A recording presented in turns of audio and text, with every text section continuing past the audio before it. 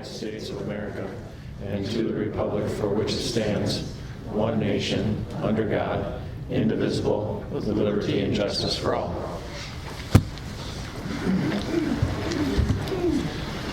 Then we'll continue with the approval of the minutes of the regular board meeting dated February 8th, 2016. I might have to throw that one on hold. They're just printing them. Exactly. I might have to throw that one on hold. They're not in your packet. They're We didn't get the printing them. minutes. Oh, we didn't They're get printing them prints. right now. We got them in the email already. Yeah, and I don't have them here, so I can't. I don't know if they're accurate or not. They're relatively accurate, I guess, within a word, so I guess that's. Did anybody see any changes that they wanted to make? Do you want to wait, Brent, until you? No, that's fine. I've read them. Okay. So I'm good. The only discrepancy I had is when we talked about getting an age for retirement policy was define the age. And that's, I guess you could read it either way. So I guess You want to insert defined in there then, Tom? yeah, so that's what we were discussing, is defining the age. Define the age, define the benefits. From changing the length to defining the age?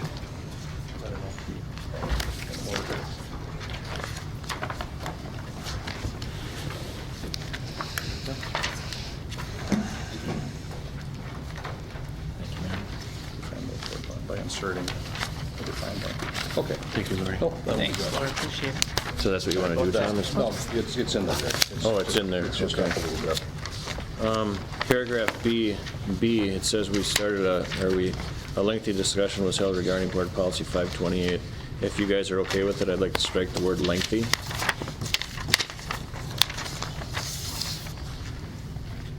You guys okay with it? Sure. Okay. All right, then I will entertain a motion to approve the minutes then with corrections. I'll make a motion. Been properly moved and seconded that we approve the minutes from the board meeting February 8th, 2016. All those in favor signify by saying aye. Okay. Aye. All opposed? Motion passes. And we'll move on to the approval of the general fund vouchers 73-160 through 73-216. Wire transfers 151-60269 through 151-60284. I'll move, Greg, with the exception of 73-212. It's 883.53 is what it said, but it was actually 883.43. So that should amount to a 10-cent credit to our account in the next month. Right on. Okay. Do I hear a second? I will second. It's been properly moved and seconded then to approve the general fund vouchers as listed with the correction Tom made. All those in favor signify by saying aye. Aye. All opposed? Motion passes. Then we'll move on to the public comments and concerns. I see we got a good group of people here tonight. Does anybody have anything they'd like to share? Yes, sir, Mr. Chairman. 5 minutes. Go ahead, Mr. Dean. To the Clear Lake School Board of Education, by the way, I've already given a copy to Lori for the minutes. As has been my routine since July 2015, 2 weeks ago, I attended the board meeting for the purpose of keeping myself informed. On that regard, I was not disappointed. I came away fully informed as to the continuing dysfunction of this Board of Education. Seems there's a notion among you that previous board members have done something terribly wrong with reference to policy 528, Administrator Retirement Policy, adopted November 2004. It seems some of you think former board members have done something improper or badly constructed. Woven into these speculations is a distinctly insulting innuendo aimed at decent people who have served this board in the past. And yes, I am humbled and honored to be numbered with those decent people. But I'm also disgusted with the contempt some of you seem to have toward us. Several of us from previous boards are crafting a letter to answer your seeming contempt of our labors. It is safe to say of these former board members that we believe you should do your work on your watch and try to do it with the attention and thorough processes that we did on our watch. But anytime you have to make us look bad in order for your ideas to look good, you just invalidated your position. We have nothing to be ashamed of, nothing to hide, and certainly nothing to apologize to you for. Of course, all policies should be routinely revisited and edited. But a healthy process is to revisit them with no assumptions about the motives or the level of care given by those who authored those policies. A healthy process involves the entire board, led by your superintendent, who, by the way, I congratulate for doing a good job. Thank you. Negotiated in writing with all other parties involved. In negotiations, no one gets everything they want. Quid pro quo. Give something, take something, but never act as if your idea is superior to the entire team, or take something away without giving something of equal value at the same time. That's fair and mature negotiation. But such a process was not demonstrated here at your last meeting. Finally, I need to express my personal shock at being challenged to respond without preparation or notification for my role in crafting Policy 528. Mind you, I'm no stranger to public speaking, nor do I shrink from the opportunity to stand up and express myself extemporaneously. However, last board meeting sent a warped message to our community. Good board procedure never surprises other members with information the whole board should have in advance. And it certainly never demands any response from the audience without fair advance warning. Now, I can manage that. In fact, you refreshed my determination to do what I can do to right the wrongs that I personally see happening here. But most people who come here to observe would have seen your challenge to me, not once, but twice, as a potential for anyone being treated in that manner, and most people would have serious cause for concern or even fear about attending these meetings. When someone in a position of power, i.e. board members, in a public meeting, surprise an audience member with a challenge to defend something they're not prepared to address, that easily comes under the definition of bullying. I'm glad I responded by telling you that I alone could not answer for what we were thinking when we wrote Policy 528, because the operative word is we. I told you then, and I'm reminding you now, we acted together with no maverick agendas, but a collective desire to serve the best interests of our students, our staff, and our public. As Arnold Schwarzenegger said, I'll be back. Next meeting with a letter from 6 former board members who have decided along with me to clear our collective throat. Sincerely, Randy Dean. Thanks for your time. Okay, Randy, well, thank you. Anybody else have anything they'd like to add? Okay, then we'll move on to the Spotlight on Education with the Spelling Bee participants. Do we have some Spelling Bee participants in the room? We do. We do. This is Brooklyn Tolsman and Kiara Pickard.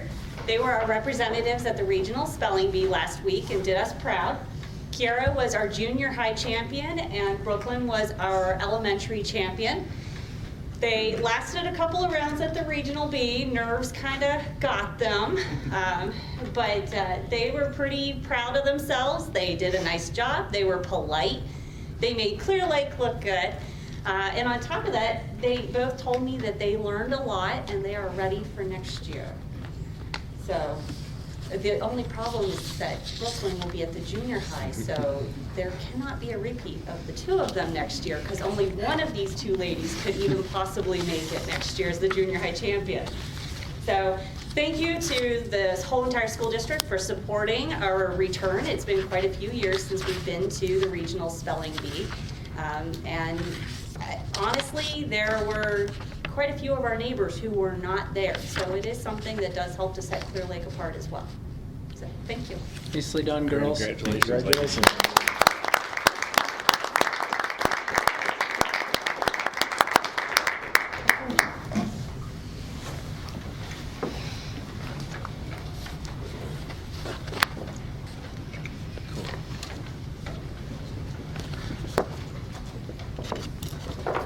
Have something to hang it up behind us. Okay, Well, thank you, ladies. Then we'll move on to our old and reoccurring business here. Item A, approval of EMC Insurance Annual Report. And I believe we've got a Yep, guest. Jim Leadholm is here, so he'll be able to speak to the EMC insurance, and then I also put policy 752, so after this, if you had any questions regarding the age, regarding to that policy, you could ask him at that time as well. Sounds good. Good evening. Thank you for allowing me to come tonight. For those of you who may not know me, I am Jim Leadholm. I'm from Leadholm Insurance in Amory.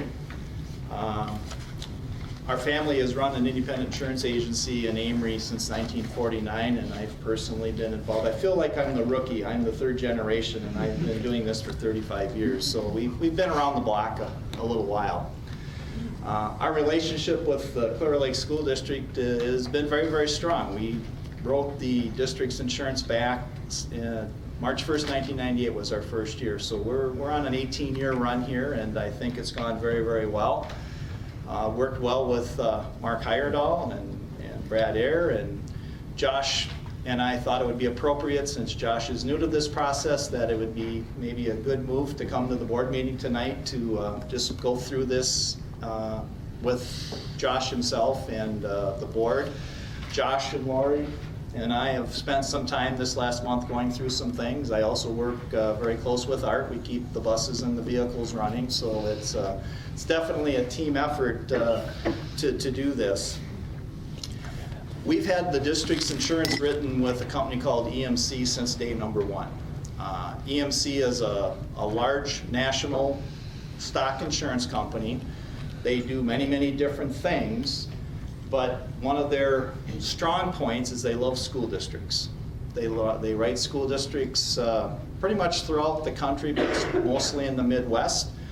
They really like smaller to medium districts in the rural areas. So we're not dealing with urban schools. We're not doing the Milwaukee schools. We're not doing Madison schools.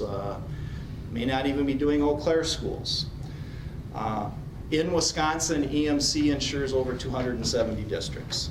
So they know what they're doing. The policies that we've had for Clear Lake over the last 18 years are specifically designed for public schools in this small rural setting. I would say they're on the cutting edge. They're coming up with new things every year. We'll chat about one after I pass out the proposal that's for you to consider. So there's always something new going on. Like any business, schools run into new exposures, and we're doing our very, very best to try to keep those well covered. I guess before I pass out the actual proposal, I told Josh I'd let the board know the process we go through. The policy renews every single year, but we go through a formal bid process every 3 years. And this is the third year of a non-bid year. So next year, we will go through the formal bid process where we come up with the spec for you. We use the one from the Wisconsin School Board Association. And I'll get that to Josh and Lori, and that bid will be submitted to me and then any other participant that you would like. And then we'll be back here next year, and hopefully we'll be able to say, yes, we'll continue this relationship. So it's not a carte blanche renew as is by any means. We go through it every single year, but we do go through the very formal bid process every third year. All right, with that said, I will pass this year's proposal out.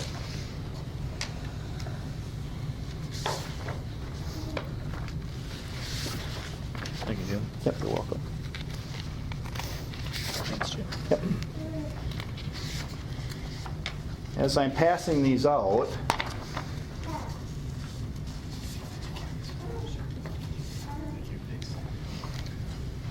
we do a side-by-side.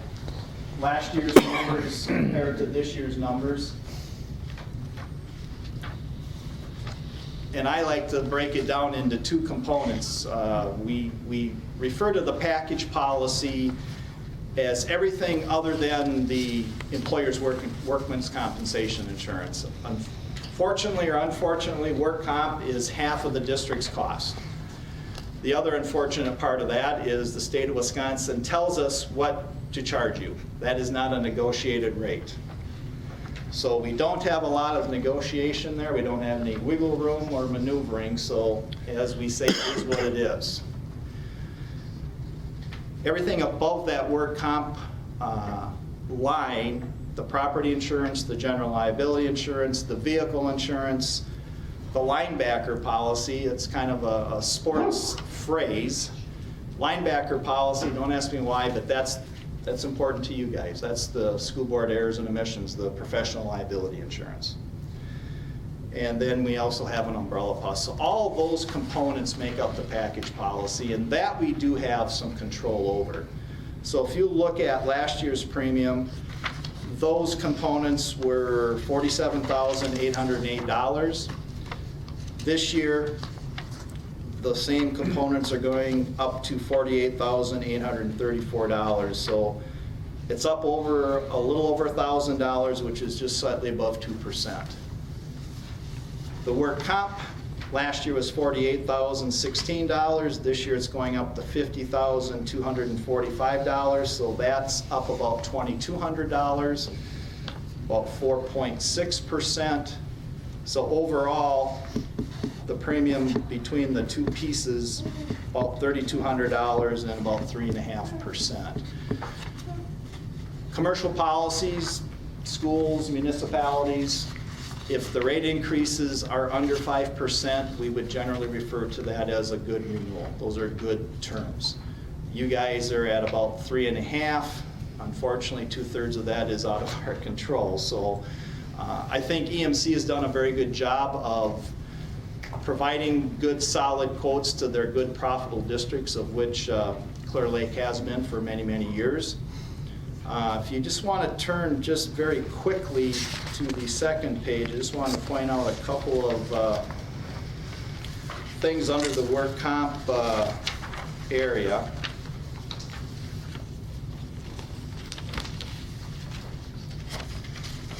In talking to Josh and Lori last month, we decided to keep the payrolls as they have been last year. Our audit reflected that the payrolls are actually down a little bit, but we all decided that it was probably best to have a little bit of a buffer in the budget. We would rather give you some money back at the end of the policy at audit time rather than to come back and charge you some money. So I'm not saying the payrolls are overstated, but we do have some wiggle room, and we fully anticipate that if these numbers hold true, your actual numbers will probably be a little bit less, and we'll be giving a refund. I think last year we refunded a little over $2,200. So we have a little wiggle room built in there. The reason the work comp is up is that the state decreased one of the classifications on your policy, the driver class, which is unfortunately the smallest payroll class. And then the other two classifications have gone up. So that's primarily where the increase has come into play. Experience modification, not to bore you with details, but that's very important to the district. I call that the profitability factor. If your modification number is 1.00, that means for each dollar of insurance that you get, you pay $1 for it. If you're at a mod factor above 1, you're paying a surcharge. If your mod factor is below 1, meaning you're profitable, you're getting a discount. So Clear Lake's mod factor the last 2 years has been at 0.89. So that says that you guys get 11% discount right off the bat. And that's a 3-year running calculation that the state does, a combination of how much premium you pay, your losses that's been paid, losses that have been reserved. It just rolls from year to year to year. I think the last time I addressed the board was maybe 4 or 5 years ago. We had a bit of a blip in our work comp. We had a fairly large claim, and that mod factor took a pretty substantial jump. So we had some rate pressure for a little while, but have recovered, and we're very nicely below 1.00. The last thing that I will address, the dividend. I said that the state pretty well dictates to us what we pay for our work comp coverage. The only thing that an insurance company can do to help make the work comp more competitive or palatable is a dividend. Wisconsin is one of the few states that offers dividends. Not every work comp policy receives a dividend, but the larger accounts are eligible. EMC feels very strongly that in order to maintain a good program for the school districts, they like to write the package. They also like to write the work comp because the two of them together allows them to keep things as competitive as they can. So a very important part of their program is offering good, profitable districts a dividend, and I'm pleased to say that we're able to maintain a 15% dividend. Some schools have had their dividend decreased. If you're not profitable, it could be taken away, but not here. What does a 15% dividend mean? That at the end of the policy term, when we audit the payrolls, we'll balance the account. Last year you got $2,200 back because the payroll's a little bit overstated. The second step then is that we will then return 15% of that actual earned premium from last year in check form. So it's something that you can pretty well count on. The only reason it wouldn't be paid is that if the insurance company's board of directors didn't declare it, well, I can tell you that that won't happen. So whether it's a budgeted item or not, Josh is now aware of it, Lori has been aware of it, so whether it's up here or in your budget, there is a dividend payment that'll come back usually in the late spring. You know, the last thing that I guess I will say, EMC, as I said, they like to keep current with coverages. We're all kind of tired of hearing about identity theft and data compromise with technology being used as often as it is. You know, we're all very much exposed to that, whether it's through our own personal use of technology or our business use. Schools are no different. This is really new. This is the first time that I've actually presented it, but EMC is encouraging boards to think about adding cyber liability to your package policy. You now have data compromise coverage. The board voted to add that 2-3 years ago. Data compromise is a situation where if through some unusual situation, student personal information or parents' information is released, whether it be birth dates or driver's license numbers, you know, confidential information that is entrusted to the district and it's released. Data compromise coverage will allow the district, will help district pay for the official notifications to those people who are affected. We can pay for credit scoring, you know, those processes that have to be done by the district if that happens. Cyber is a little different. If your computer system is attacked and you lose your data, we can provide money to reestablish the database, to recreate it. And I think the most important part of that is if you're sued because they didn't think you took the proper precautions of maintaining or protecting that database, to me, that's the heart and soul of cyber liability. So it can be very complicated. That's just a real broad brush of what it does. You have half of it. You have the data compromise already built in. But if you would like to consider the cyber, the remaining 2 pages of the information I passed out is an overview of what it does. It adds another $504 a year to the package, which $500 is $500, but I guess in the grand scheme of things, if you needed to use it once, it's pennies on what you would be paying out of your own checkbook. So it's new. I think like the data compromise coverage, it took a few years for districts to really kind of get their hands around it, to figure out what it is first and foremost, and then, you know, how important is it to us. I'd say most of the school districts now have the data compromise. Now we're going through the same cycle with cyber. With that, I will entertain any questions. Property coverage, we've made some rather significant changes in our property. Mhm. And I seem to remember that we've made some adjustments, but I just with our property coverage, we are covered under our new building. Yes, Is that- absolutely. We did builder's risk insurance actually for the small addition to the high school and the large addition to the elementary school. And then 2 years ago, then those values were reflected in That's what I the thought, actual yeah. property policy. Because if you look at the two columns, those numbers are the same. So we did the increase in the 2014-2015 year. EMC will also periodically come out and do a risk management type inspection to make sure things are safe. They also do replacement cost calculations on the building. So we've, over these 18 years, have inched up the coverage to keep up with inflation and changes in building costs. So yeah, I feel we're very adequately covered. Thank you. Mhm.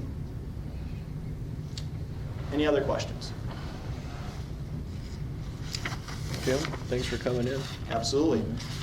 You want me to stay for the next conversation? Otherwise, I can excuse myself. Yeah, only if you guys had questions regarding the age. the Yeah, I think, 23. if you could, just for one item, Yep. Jim, thank you. Absolutely. Okay.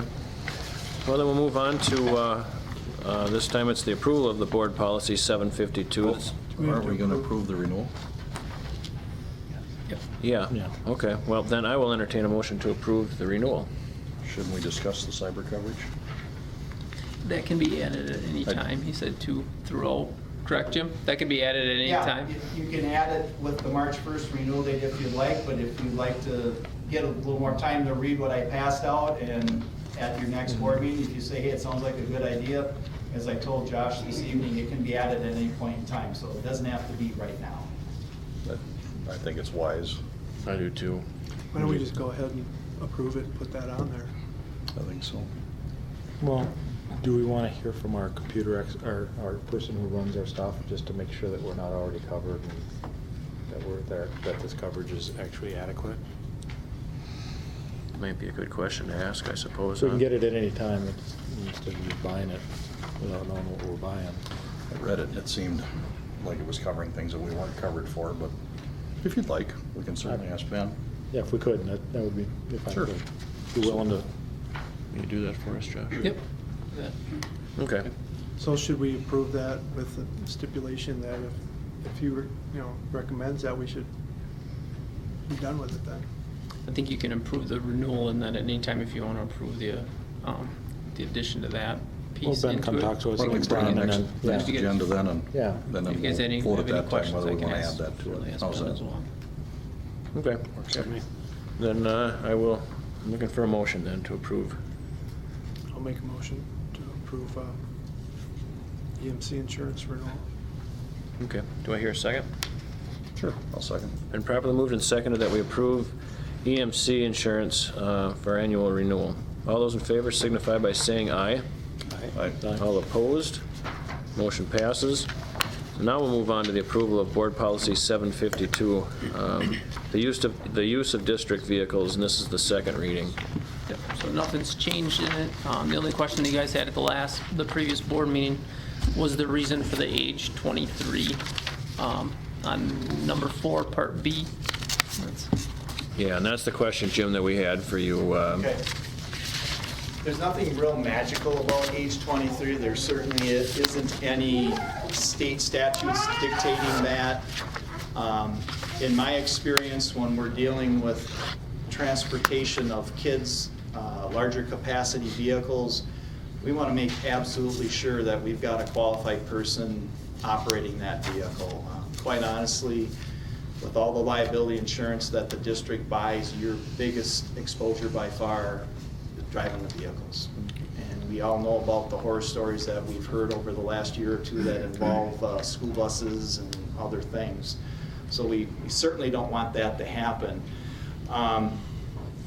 As I told Josh, age 23 comes from a lot of companies that insure commercial vehicles. It's a little different than personal vehicles. We've got our kids who just get their license at age 16 driving, and as they drive more, they get more experience, and us as parents get a little more comfortable with that idea. But when you switch to a commercial type exposure, we want to be awfully careful.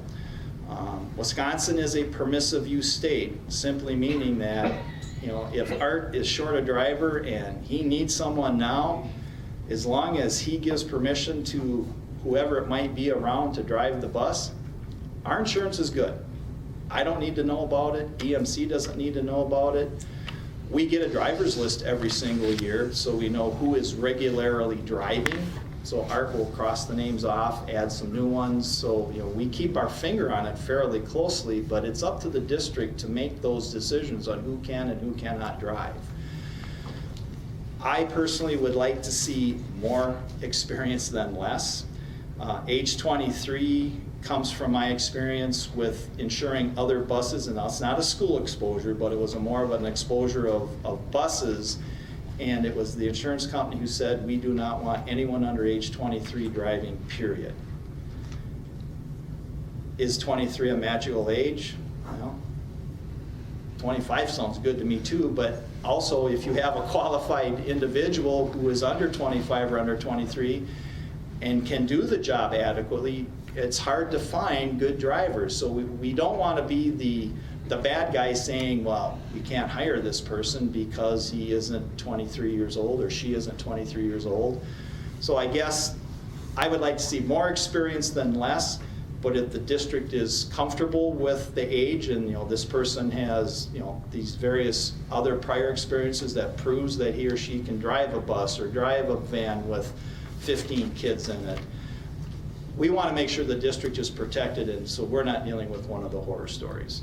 But I guess the bottom line is, we will look at the driving records, and if we find someone who has a very poor record, we're going to come back to you and say, that person cannot drive. So we will be the bad guy in that case. But if someone has a simple speeding ticket or, you know, a few minor traffic things, we'll watch it. We may tell Josh to say, you know, or Art, got to watch these people. If we get too many younger drivers or too much frequency on the motor vehicle record, you know, EMC could do some drastic things. They could say, well, we don't want to renew the vehicle insurance anymore. So I guess common sense is my advice.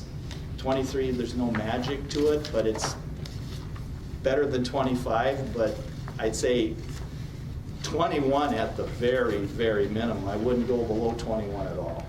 Yeah, So Jim, it's I kind of think, split the middle. I think the question came that we could have a new hired teacher who was 22 would be about the youngest. And so did the difference between 22 and 23 on your end, if we had that new No. teacher, make a difference?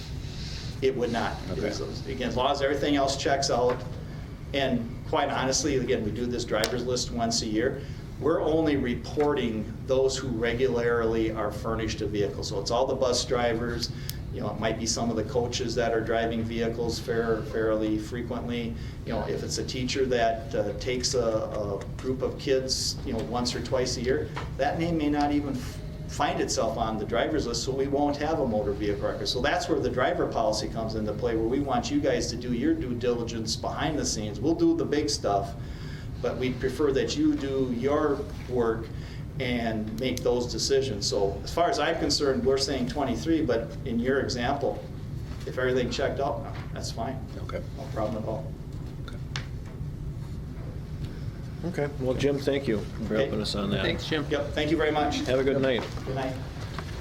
So that being said, you guys, I guess maybe the question should go to you, Josh. If we put it at 22 so we wouldn't have to visit it, then we could just leave it to your discretion if that event ever occurred.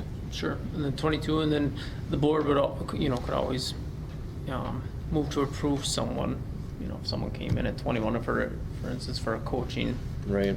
situation. An individual. Yeah. You guys all comfortable with that, too? Yep.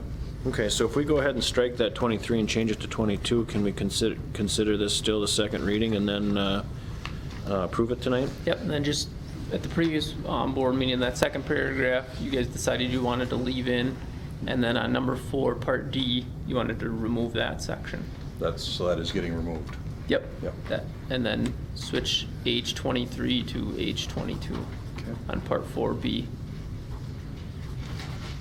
And then it should be good to go. Okay, so would somebody like to make a motion then reflecting all those changes?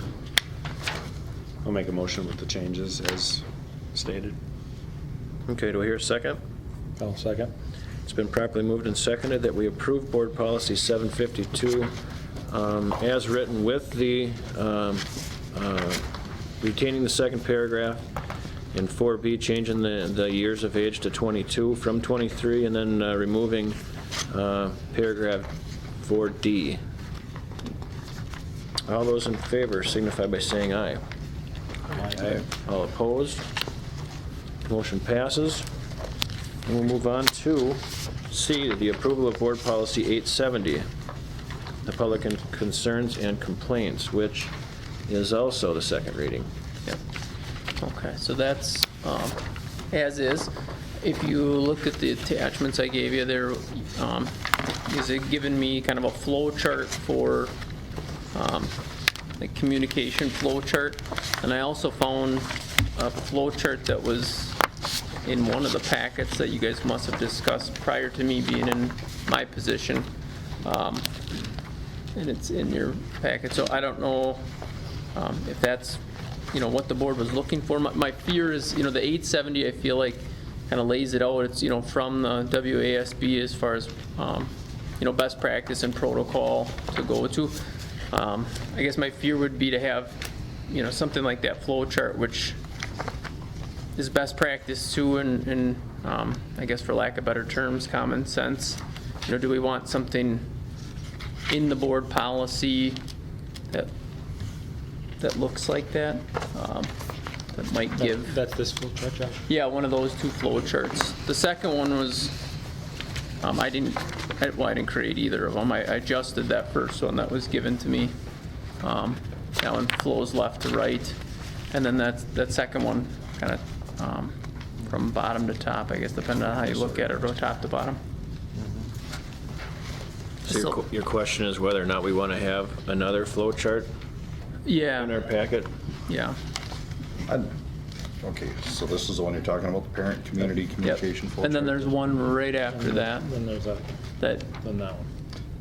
They're two completely different things. This one here is kind of a responsibility flow chart, and this one here looks like it's for the parents and the community. What, because that one there would pretty much clearly lay out what the flow chart would be for any issues that would arise. as far as communication goes. Yep. Right? Yeah, I think that one's, it doesn't supersede anything that's on our flow chart. I mean, this one's more for employees and such Okay. like that. I like that one. Because anybody's looking up just, okay, what's my step 1, step 2, step 3? And I guess then the question would be, where would you guys want this flow chart? Right in with the complaint policy, I would think. Right Yeah. embedded within the policy?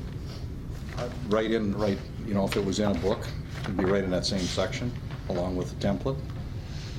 You know, the complaint template. Okay. I don't think I got one of those in here. You That's sent not a a mess. complaint form with our packet, right? Yeah. Yep. Yeah, so if we had the policy that you've written, which is very good, this parent and community communication flow chart, and then the complaint form, that would be the policy. Okay. I didn't get a complaint deal in my packet here, but anyway, Greg, you've got one in front of you, don't you? This one here? No, the other, the complaint template. Oh, right, yep. On that, I've looked up other ones, and then it says nature complaint. We could condense a couple of these things, and there's one thing we should consider adding, is that resolution, or potential resolution to the complaint. So we don't spend a lot of time looking for answers at somebody that has a complaint, what they're looking for. You see what I'm saying? If they have a complaint, what's a potential solution to the problem? It would certainly streamline a lot of things. Well, it could. I'm just going to throw my opinion in on this. You know, the board's job is to make up the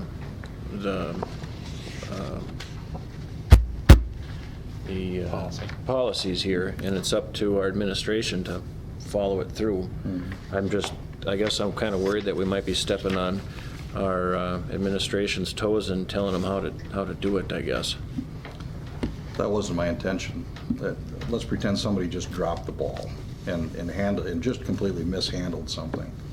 And so a parent or community member felt compelled to make a complaint, and they could just spell out exactly what are you looking for, just an apology? Are you looking for, some, a more, But this form would be only in an appeal situation, like where it's, no, I thought that would be the complaint template. If somebody had a complaint, that's what they filled out. oh, I'm sorry, Turn right, in. but not until they went through the entire process as far as going through, the proper steps, not directly to the superintendent or going to the No, board. I thought that's step one, is you fill out the complaint, the date, the time, who you are, what the complaint is about, and then you take that to either teacher, principal, superintendent,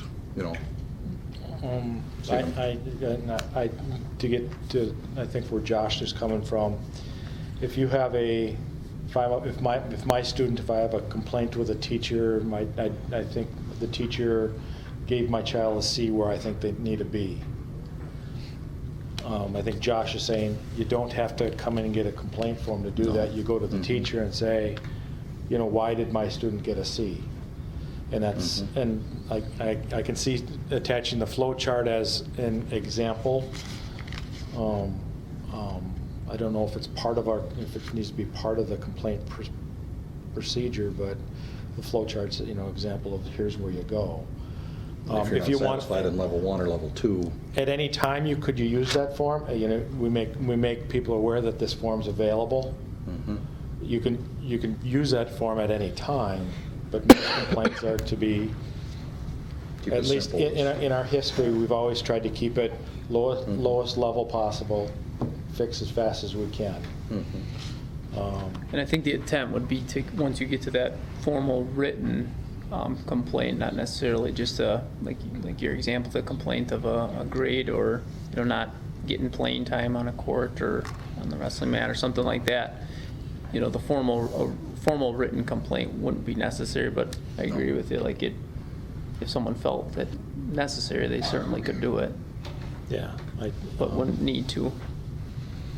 The intention would be at that last step that it would be filled out. I understand what you're asking for, one line, Yep. possible solution. Yep. Just so we open it up so that, hey, don't just come to complain to me that the walls are white, Right. Just, you know? and we don't spend a lot of time going, oh, well, what do they want? Yeah. I mean, really, just give us a heads up on what you think would be and besides, and that would, I think by putting on a potential solution, that's the way I manage what I do, is nobody comes to me with a complaint without a potential solution to the problem. It forces people to think and actually makes them think about more than one side of the complaint. So, So we want to look at approving this policy, including the flow chart in there, and then having that available, but with the understanding that really to follow the in-person check-in along the way. If you feel like at some point along there you're not getting resolved, you have that documentation there you could use. Does that sum it up? I think And- that would be a nice, And with adding the With that. solution on there then too. Okay. I think that, it would just Alright. streamline things and move them along a little quicker. I've only got one other thing that I think we should add, is down in the last paragraph. It said when we're talking about a report, Which page are you on? it's the first one? last page of the 870 rule, Second page? second page. Yep, it's the summation, paragraph on the bottom. If they get to the point where they're frustrated and they want to appeal it to the board, then the administration is going to prepare a report to the board. I feel that it would be fair that a copy of that report be also supplied to the person making the complaint, so that they know exactly what the board has been reported for fairness and accuracy, to make sure that if it's not what their complaint was, et cetera, the report went the wrong way. So I think whatever we see at the board level, whoever's making the complaint ought to be able to see it as well, so that it's transparent. I would concur with that. So you're just talking about provided, district administration and the complainant? Add the sentence, a copy of the report shall be given to the complainant for their review. So that we're all on the same page. Well, so there's no surprises for them too. Exactly. Yeah. Yeah, and I think if it gets to that level, the initial complaint form would be brought along with some type of summary of, what was done on my end to resolve it. Because if it got to our level, they'd probably be sitting in here as well, so. Right. But yeah, we want to give you every opportunity to solve it at your level. But if we're going to do a formal report, then I think everybody ought to receive a copy. We all concur? So How do you like right guys- here after recommendation, Yeah. and recommendations to the board, comma, and the complainant. Report. Please, the board. Prepare a report. And the recommendations. Report about the complaint. The district response.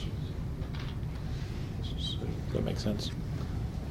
It doesn't read real well. Well, we have to get the wording correct on it here if we're going to make a motion, unless we want to come with that next meeting. Does this This was our second.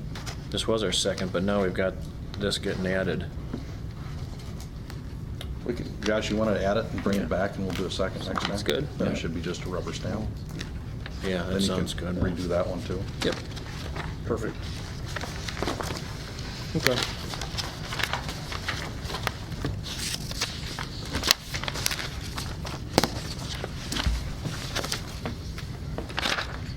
Okay, then we'll move on to old business, item D, consideration and discussion of annual meeting date. Josh, I think you've probably Yeah. done some homework on that The one. board you guys just asked me to look at, the possibilities and what our options were as far as flexibility of that date.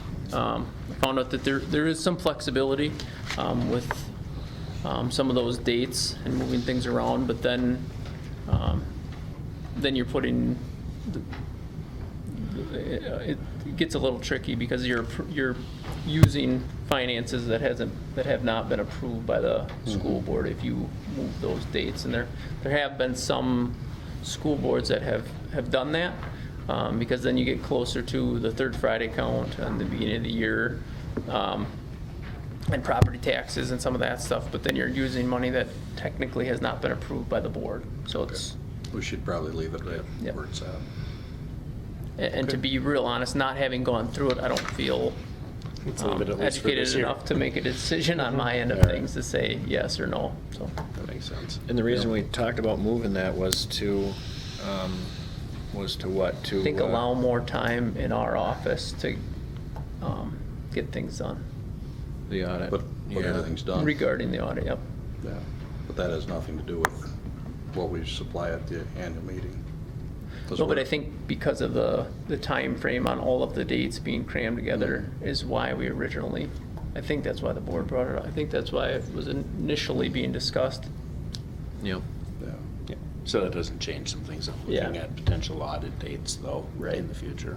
Right. But it makes sense that we, in my opinion at least, that we leave the annual meeting where it is. I agree. Okay.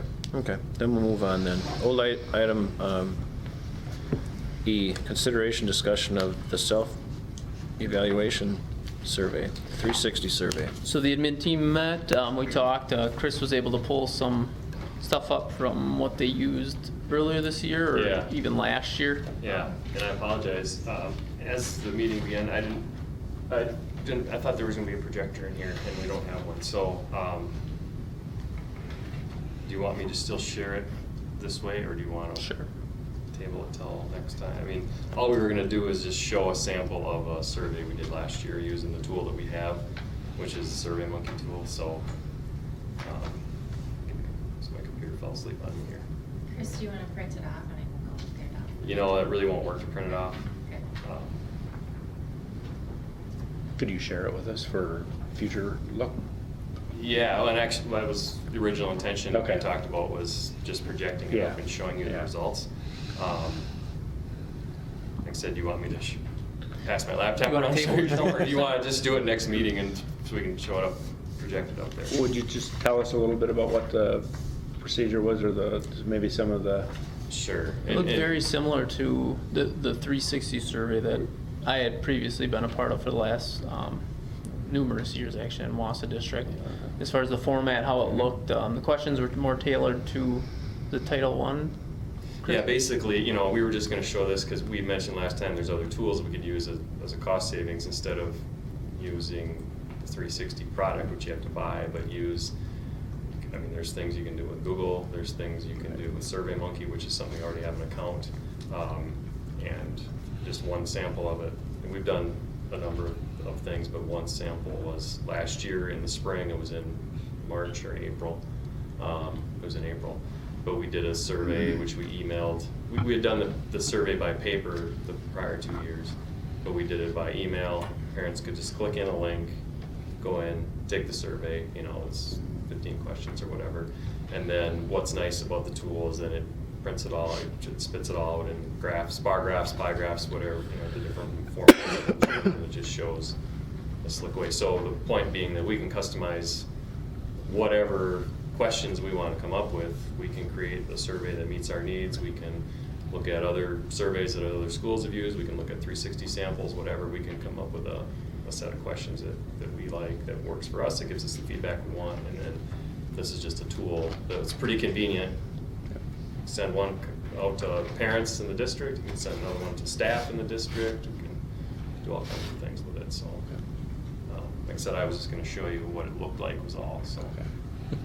And then my thought with it, we would have two surveys for the admin team, and one specific to kind of in-house stakeholders, your teachers and your faculty within the buildings. Get that information, use that for self-reflection, and then a second survey that would go out to kind of your outside stakeholder groups. And again, use that same information to do your self-evaluation for growth. Was the one used last year or in the previous at Wausau, is that proprietary, or do you think you?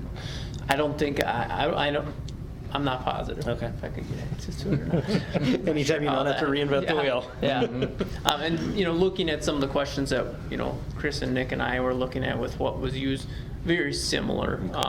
And even that, I remember the survey that I used wasn't, a lot of it, the questions weren't specific to, an individual. It was kind of very generic. So if you were the director of transportation, the questions were the exact same as a principal or an AP or a director of technology.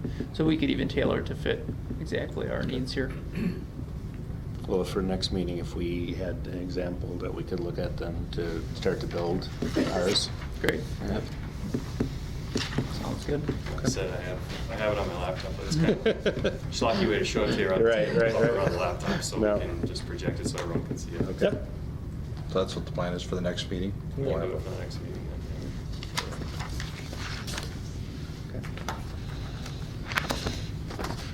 Okay, well then we'll move on to item F, consideration discussion of bidding process related to our audit. And I looked into that as well, and Jim spoke to it a little bit as far as, using a specific form. The only difference or the only options that we would have is we would use a specific form for getting bids. And then we would have the option of, do we create a committee, which most likely would consist of myself, probably 2 board members, maybe another admin and Lori, and then kind of almost go through like an interview process with the individuals, and then bring either one recommendation to the full board or 2 recommendations or whatever the board decides.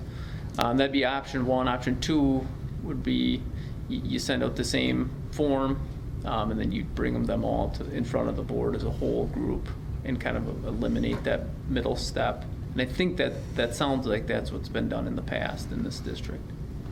Typically, your larger districts do kind of your subcommittee and weed out some of that, kind of weed out some of that process, and then bring 1 or 2 recommendations to the full board. I'd go for B on that one, because if they got the parameters, just submit the bid. I mean, they all know what they're supposed to come up with at the state level and make sure we get our funding and Yep. things of that nature, so. Peter, how do they do it at yours? Same? Yeah, I mean, it's been a while since we've taken out bids, but it's a similar process. Yeah. Okay. So, do we want to bid? Do we want to bid our audit out then, or do we want to keep it the same? Bid it out. And then my request is, at least for this year, was to keep it the same. For I think for both for myself and for, Lori and Joy in my office, just to have the individuals that are familiar, the individual that's familiar with the process and the names, and eliminate some of those variables that'd be kind of nice to not have a brand new person to the table. I mean, an example of just having Jim lead home has been fantastic. I mean, he knows individuals' names. He's not telling me positions. He's telling me, this is who you should give this to. This is who I talk to. Go bring this to Art. Let Art take a look at that. I mean, it's a lot more personalized, and it's made it very nice for me in this transition. That's a different deal, but we also bid out our insurance every 3 years as well. Yep. I mean, I think it's responsible. I mean, we've been running down this path And I'm not saying another year for 20 years. And I'm not saying I'm I think it's opposed to time. it. I'm just saying for this year, we don't necessarily need to do it. And that's why I would just, request that we don't. And then for that reason, Have then to. I would agree with you then, I guess that's how I feel too. If we could keep the waves from being generated in the business office for a year. When is it ever a good time? I mean, seriously, we're gonna have to strap on a pair one of these days, and, I mean, we've been riding the same horse for 20 years. Yeah, and I don't It's think supposed to be there's independent. necessarily ever a good time. I think there's probably better times. And right now, for me, I would say it wouldn't be a great time, just being brand new and transitioning in. And I don't know how much you'd have to really do with it, because that's more of the business office, realistically. Well, Because you don't have really anything to answer, anything. Yes, he does. Well, you know what I'm saying. He's been there. Well, Wouldn't a that couple position be months. probably just as involved as you would, Lori, or? Well, he doesn't probably have to prepare as much stuff as I do, but there are many questions that he has to answer, yes. Well, And to be honest, right now, it's been, Lori's been fantastic. Everything's has been collaborative with her and I, as far as me learning it and her, teaching me along the way, and, both of us kind of figuring things out on things that, she wasn't involved in, and kind of troubleshooting together, so. So that would be my recommendation. And I will say Last. this, I mean, we made some requests this year with the audit, and I think those things were addressed, and we're moving forward with that. When's a good time? Probably never, but, I gotta respect what Josh was saying about one more level of things. After this year, when we asked for some specific kind of feedback from them, we were given that, and we had some of those issues addressed to clean up some of those outstanding things that we were concerned Material about. deficiencies. Yeah, and so those things have been addressed now, that, I kind of feel like let's maybe give Josh a break and right now, just for this, Okay. if that's what he's asking for. And then, I got no problem with looking at taking out some bids for things, but Did you have any other reason for bidding out other than they've been doing it for 20 years and has? Well, yeah, we haven't I asked think anybody? we don't know if we're paying a lot or paying a little. I mean, it's fine. Well, this is the same argument we've had for 2 years. Mhm. Or I shouldn't say argument, just a discussion, because my daughter's teammate runs one of the cities. He's a financial manager in the cities. And so we had the same discussion. I said, how often do you guys, look at auditors? He said, every 3 years. Bid it out every 3 years without question. The can's been kicked down the road for a very, very long time, and I certainly understand what you're saying, Josh. so I guess clarification, are you looking for just a bid to see cost, or are you looking for something that we're you're concerned with the audit. And I just want some clarification on that. I think it's prudent because of the long-standing things that have always been in our audit and I think we ought to do a follow-up with Josh and see that if the things that we put into place are actually being done, with the payroll and things of that nature, we should, I don't know if you've been read into that yet or not, that things that you're supposed to be checking off so that our audit this coming year is going to be clean. So again, I just, at this point, I just want to know, are we looking at it from just a comparative cost, or are we looking at it because we're not happy with the audit? Because it seems to me we made some changes to that and had those things addressed, and following through is a good idea. But I just want to clarify what the intent is. I think it's a multi-pronged intention. Number one, it's financially, are we paying as little as we can and getting the same kind of quality audit?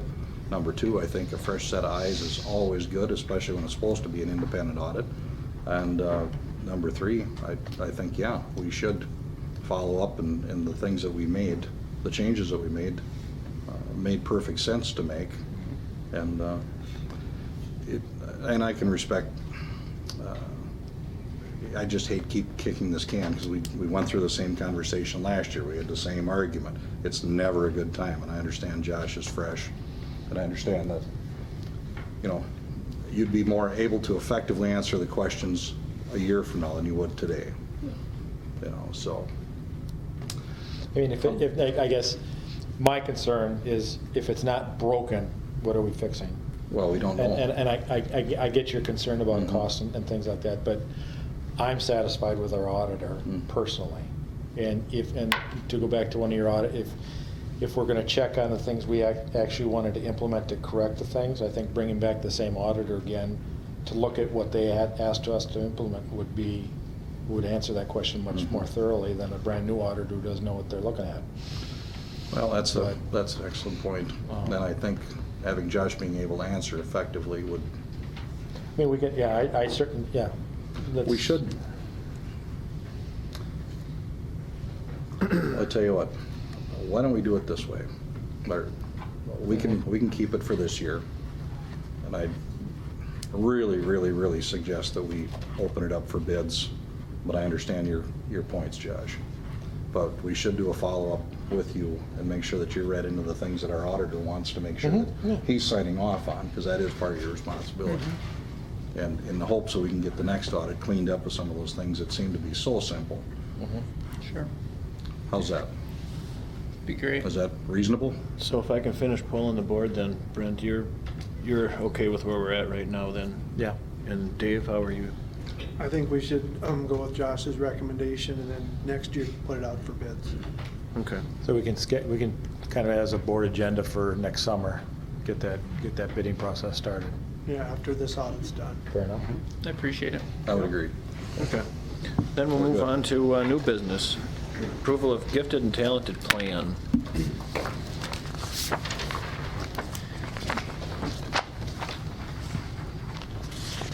I'm going to hand it over to Mrs. Ritterpush, who has put in a ton of time, developed and implemented the gifted and talented plan. I think it was even started prior to my being here, but kind of finished up she was right at the tail end when I got in. Yeah, I can give a little background too on, Mrs. Rudifer started this fall, and then after going to some meetings, she approached me about updating our plan, and she drew in some good research, looked at other districts' plans, looked at looked at DPI information and relevant codes that went into that, put together basically a framework of what we needed to have as a district to make sure that we were doing what we needed to do. And then we got together a team. She wrote a draft. We got together a team. We invited teachers from both buildings. Presented. She did the legwork, did all the hard work of putting the plan together, presented it to the group, gave them a chance to have it for a few weeks, give feedback to her. Made very few changes because it was very well written, and then a couple minor tweaks, and then we have a plan here today. So basically just, and I'll let Mrs. Ritterbusch kind of go over the particulars of the plan, but just basically, it's not a board policy, anything like that, it's just a handbook or a plan, just to say, you know, you're aware of it, we have it, kind of give it your blessing that this is what we do with our GT plan in Clear Lake. So I'll let Mrs. Ritterbusch kind of go over the details of it. So, like he said, it's not a board policy, it's just that by DPI requires the board to approve the policy or the plan. So that the board okays it because it is a district-wide plan. It has a mission, it has a vision, it has how we're gonna deal with stuff. We did try to make it clear and concise, but yet open, so that we're not having to come back every single year and ask the board to approve something because we changed 2 things in it. So it is a little bit open-ended on how we're doing things like professional development. Just because we put in there concretely, this is what we're doing, it doesn't, it's gonna waste your time to be approving something every year. So I don't know, did everybody have a chance to look at it? Does anybody have any questions or want clarification on anything? I did go through and tried to include all of the requirements that are set out by DPI. There are 5 requirements. One of those is that you have a coordinator name, and one of those is that you have a board-approved plan. So then there's only 3 left after that. And ESSA will be coming into effect within the next couple of years. So thankfully, our CISA has some great resources that way, and when ESSA was adopted, they sent out a bunch of information for us. So there are a couple of ESSA requirements that were also worked into this plan so that we don't have to readopt or adjust the plan in another year or 2 to account for ESSA. It'll already be there proactively. Yes? What's ESSA? It's the replacement for No Child Left Behind. It's every student shall achieve. Okay, thank you. Sorry, I'm used to the acronyms, and then I never know who is saying the same acronyms that I'm saying, and then somebody else says one that I don't know what that is, so. Personally, I think the team that put this together ought to be commended. That's very well written, very clear, very concise. Anybody can pick it up and know exactly what's going on. I Nicely looked done. at 8 different plans from CISA 5 and took different pieces, took what they all had in common, took the requirements for DPI and ESSA, and then just kind of lined it up with what we already do for Clear Lake. Things like the identification. It is formal identification in this plan, but it's what we already do. We already use those same tests and processes to, say, put elementary students into their reading groups so that they're reading in their groups appropriately for RTI time, things like that. So there's nothing shockingly new here. It's just kind of pulling everything together and making sure that it's in one spot. We gotta give Mrs. Ritterbusch the credit, like I say, she wrote this, she put it together, she did a terrific job making it fit for Clear Lake, and You guys did spot where I put coding in twice. the team that looked at it made Proofreading error that very I few, if found. any, changes, and she did a great job. Will this be available on the internet, on the website, so people can see the? Something that I have approached with Mr. Ernst about is, as we redo the school's website, and something that Mr. Peterson and I had already discussed, is that there will be a gifted and talented tab on the website, and it will be highlighting some of the activities that we do, and it would also possibly include the plan if that's what the district decides, or it would be some abbreviated version of it.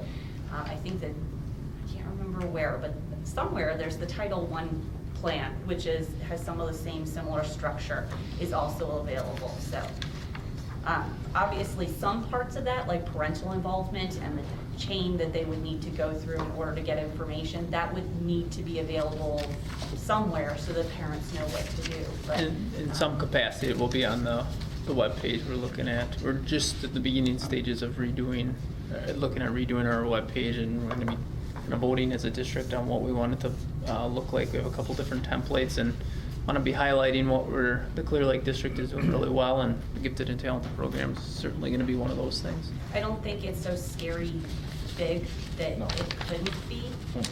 Some districts have very big plans. They're very big. They include everything, including the forms that are filled out for teacher nominations for students and every little thing they do. And then other schools have a 4-page plan. So this is manageable. It's not the 100-page plan going on the Found a website. happy medium. I found a happy medium, but further towards the 4-page than the 100-page. I'm glad this is back. GT got canceled when my daughter was coming through. But It's she been was there, in it's it. just kind of been lurking in the background. Mhm. Because it's been an add-on to teachers' roles and they can only do so much. I do not have that limitation, so being a substitute teacher, I have more freedoms. I don't have to fill out as much paperwork. So it's just a little bit different. And I had the freedom, the opportunity, didn't have to find a sub and things like that, to be able to go to the annual conference in the fall, which is where some of this impetus started as well, just getting some networking and feedback from other districts and seeing what they're doing and what they have. If I could, the people in the audience, you guys probably don't have a copy of this. I'm just going to read off the mission statement so you guys can get a taste of what we're looking at. The mission of the Clear Lake School District Gifted and Talented Program is to support all of the learning levels of students, including advanced learners, and to do so in a way that promotes lifelong learning habits, a joy of learning, and the success of students. And we all got to see our spelling bee gals in the room tonight, and that's part of this program.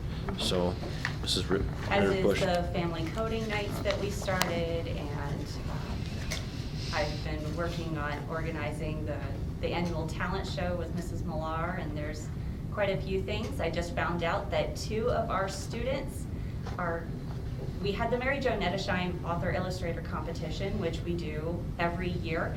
We had 3 grade level winners that went on as our entries in the regional competition, and I got the email this evening that 2 of them won the regional and have been sent on to state.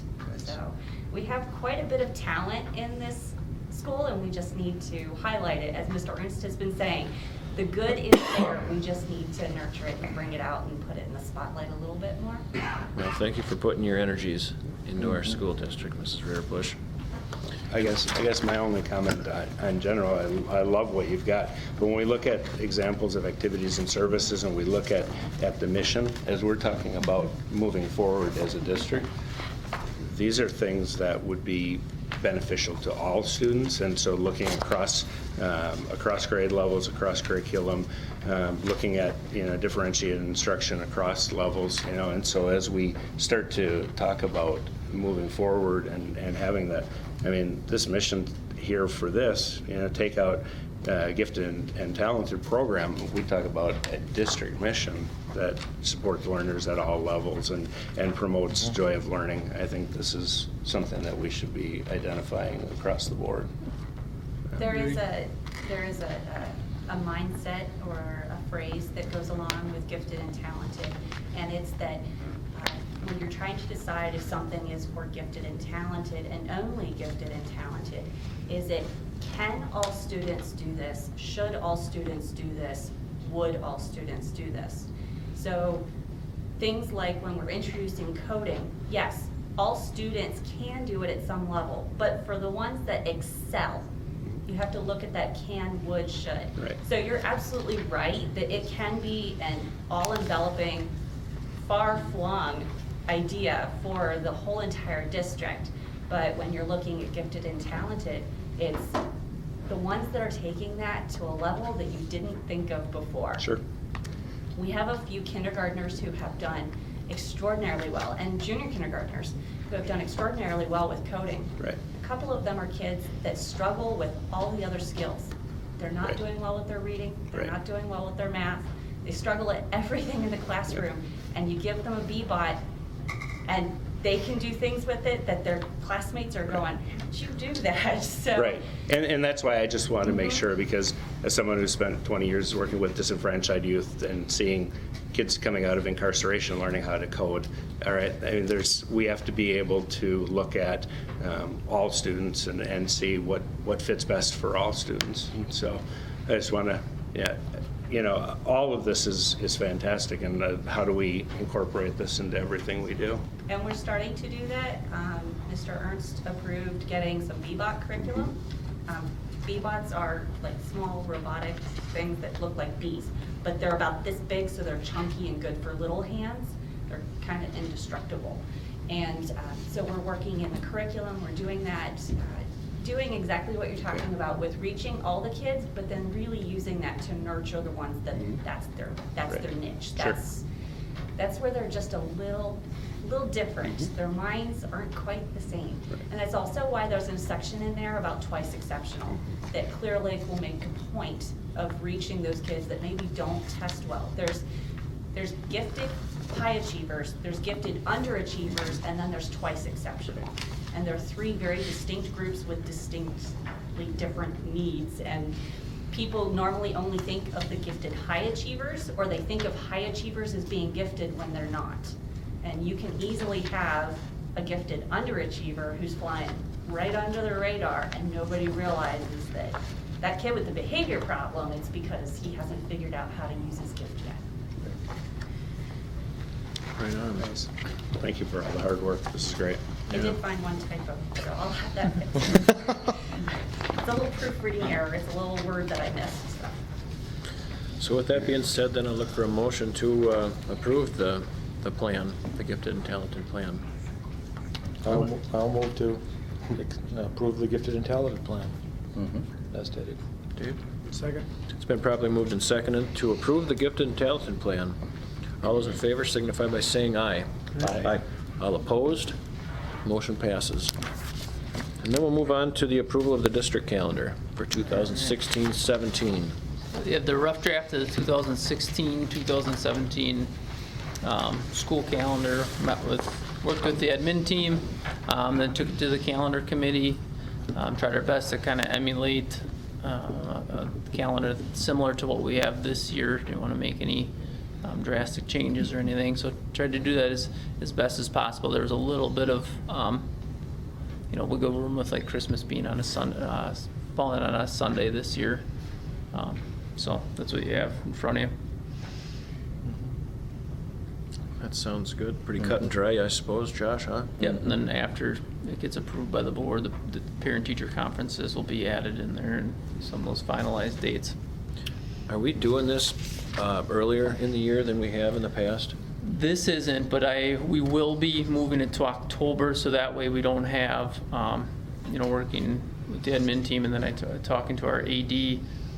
So we don't have something similar to, I believe it was last week, where one of the girls' games, basketball games, fell on no school day.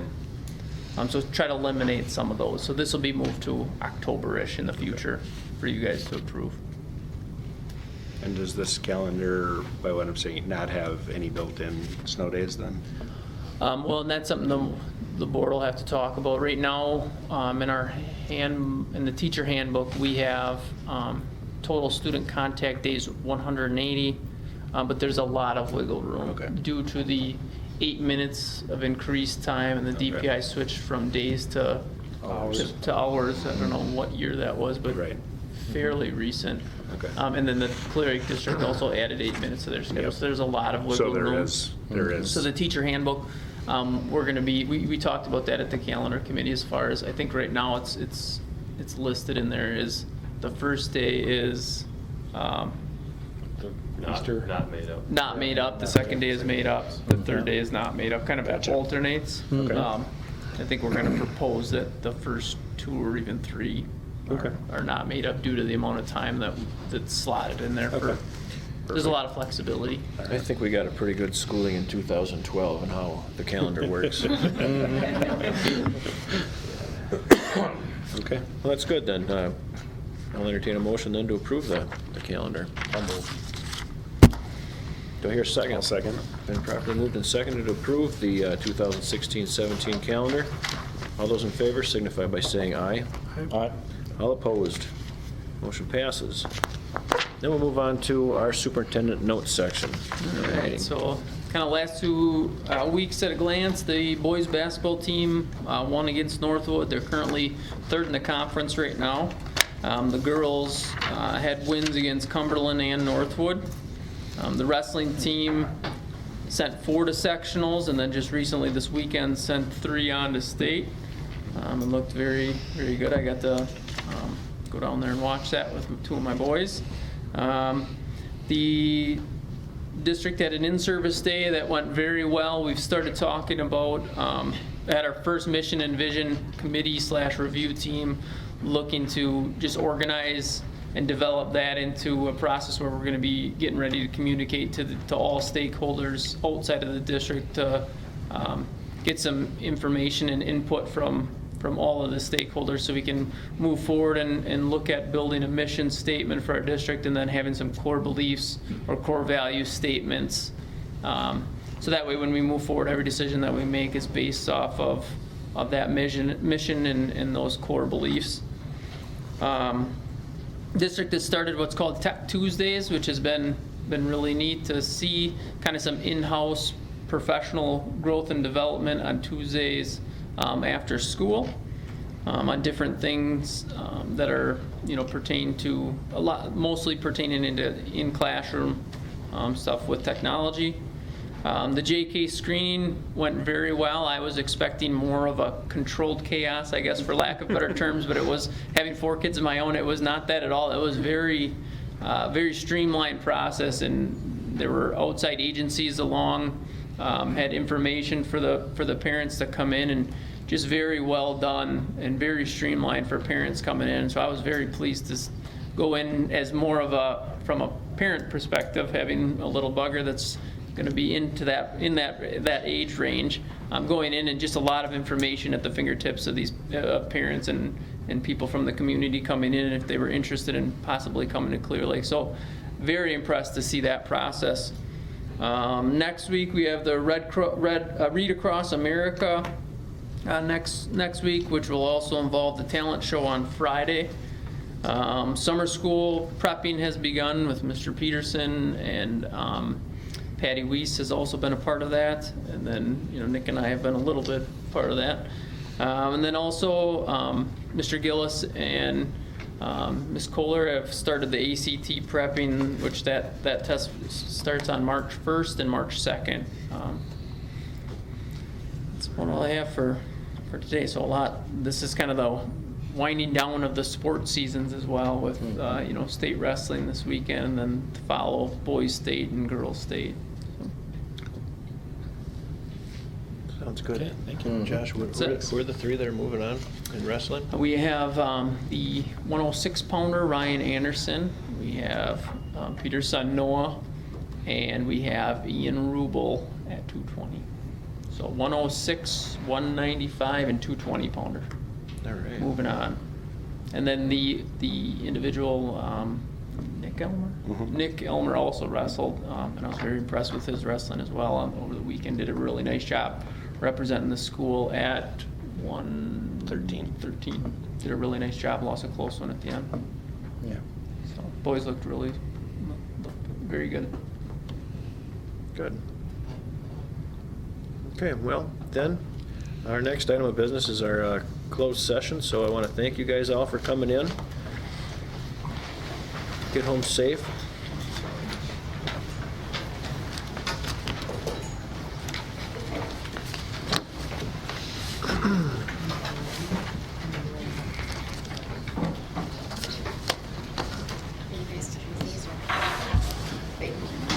Yes, yes. Yep. Thanks, Lori.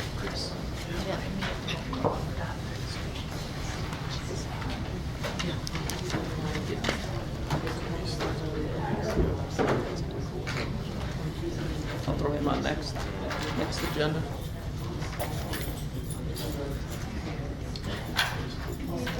Who's the tall guy that sits next to Mrs. Blanchard? Gonna make our motion first. Elderly gentleman. We can start with our motion if somebody wants to make it. Make a motion, we go to closed session. I'm trying to picture. Second?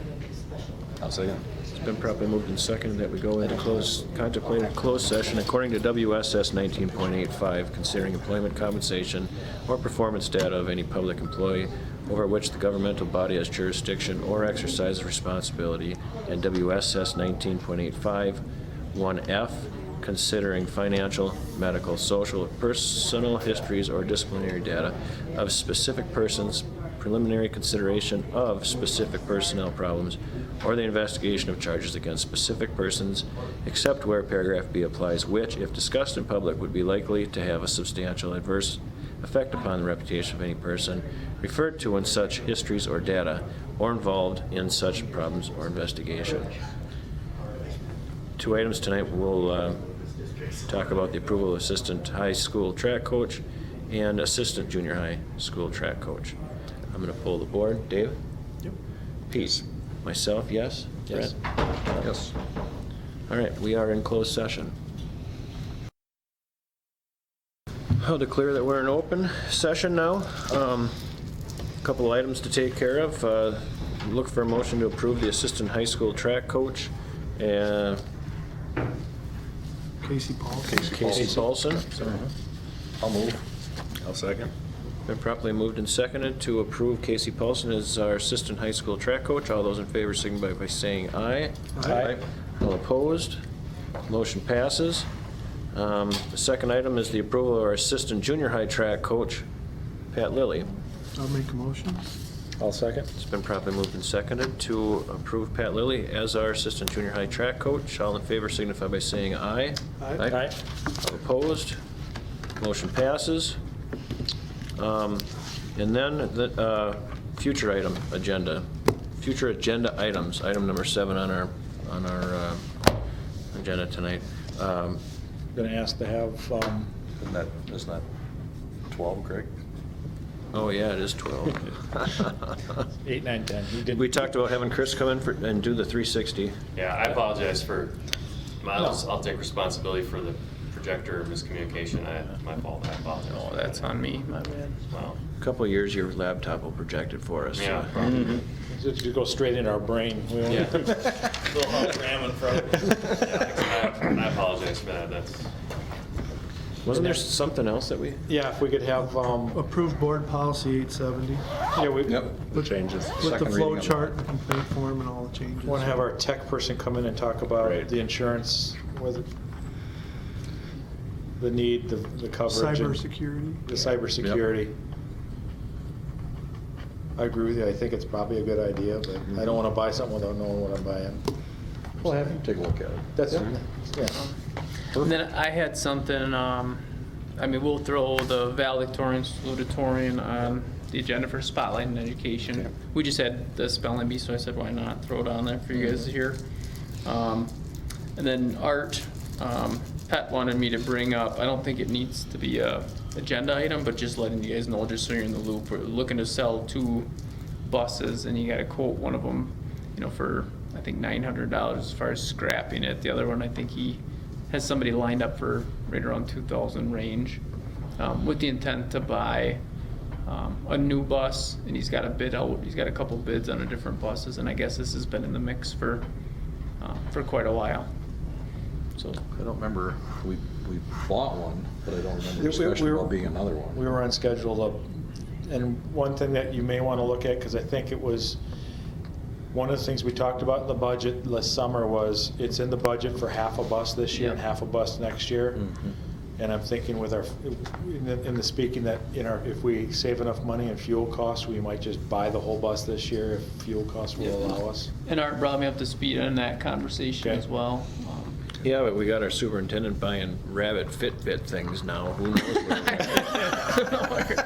where B-bot. B-bots. Which neither, any of us couldn't operate at all. Yeah, I wonder what it looks like. Then I sent you guys an email, the CISA 11's putting on, or WASB through CISA 11, that workshop. Kind of short notice, they sent it out, but I'm planning on going to the one in May, so if you guys are interested in going to that one, but certainly if you're interested in going to this one, I can sign you up, but I won't be part of that one, but in the May. Good, then, Dave, can we put you on the agenda then to give us kind of a, what happened there? Yeah, I'll go. So then we can Unless all somebody kinda- dies, I'll go.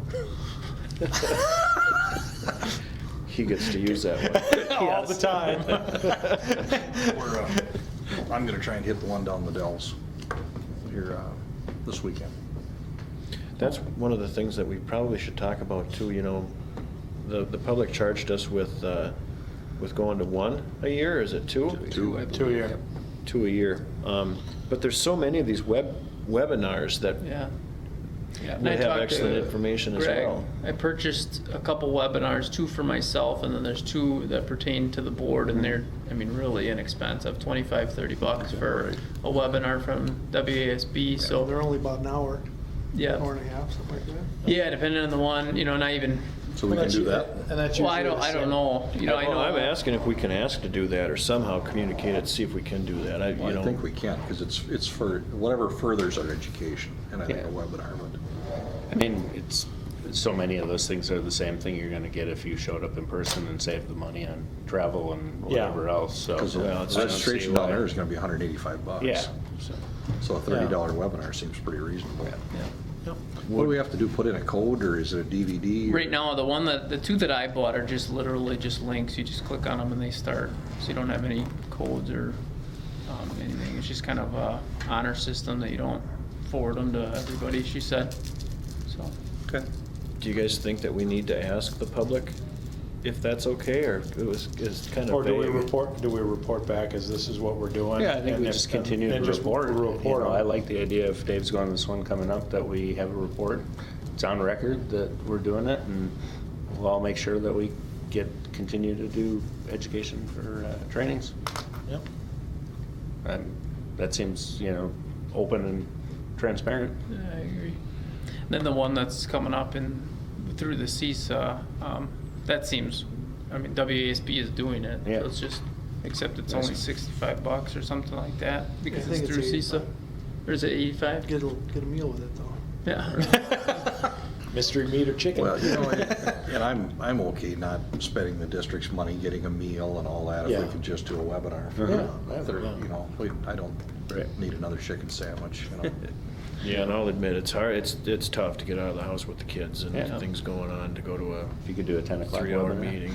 10 PM Yeah. after you put the kids to bed. Yeah, exactly. It'd be nice it's nice to go and see other board members, but, you know, but That's cool. what, I mean, yeah. There's benefits to both. That's very useful as well, so if, I just, let's not just all go webinar everything, but, you know, I like the mix, because you know. If I wasn't leaving, I'd go with Dave, but we gotta head down to Adele's for a volleyball tournament. Otherwise, I'd go to the CISA one, Yeah. without question. Well, it's on record, this is, you know, it's on record that we had this discussion, so we'll just do what we're gonna do then. Yeah. And, Sounds good. okay. We're doing what we've been asked to do. So, Above and beyond. Okay, does anybody Anything have else? anything else that we wanna talk about? I wanna know how you got out of the meeting last time. 'Cause I wasn't here. How I got, I moved to adjourn. It was a struggle. Yeah, we were It waiting really for a was. long time. Peter stared at me for the longest time. I said, "Son, The meeting only lasted for a half hour, but we looked at each other for an hour. So with that, I will entertain a motion to adjourn. I also move. Do I hear a second? That's my job. Yep. Yep. It's been properly moved and seconded that we adjourn. All in favor signify by saying aye. Aye. All opposed. Motion passes. We are adjourned.